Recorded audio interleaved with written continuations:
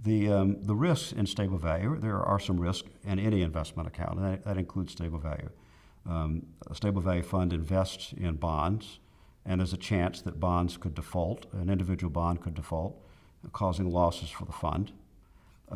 Every stable value fund has an investment contract, or several of them, that are attached to the fund, and the issuers of those contracts, at least in theory, could fail, or the contracts could terminate. All those things could cause losses.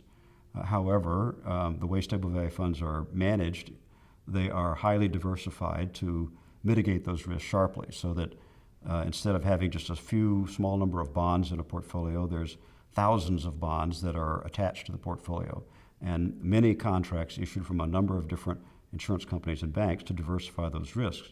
Moreover, the credit quality of the bonds that are selected and the credit quality of the insurance companies and banks that issue the wrap contracts, they're also very high. And so the likelihood of those things actually defaulting and causing losses is very, very minimal.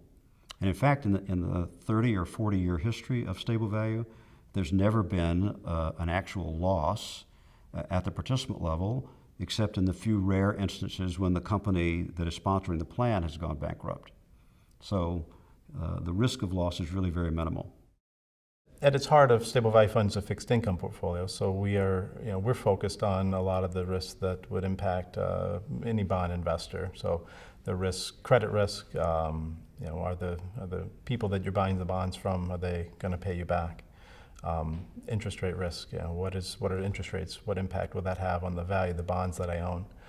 The contracts that we utilize insulate to a large degree the investors in the fund from those risks and kind of smooth those out over time. So unique to stable value, we're focused on the impact that adverse cash flows might have on returns. So managing with sufficient liquidity to mitigate that risk, and then there are risks associated with the contract. So the banks and insurance companies that issue these contracts, we have risk to them because they've got to be sound and healthy and able to meet the obligations of those contracts.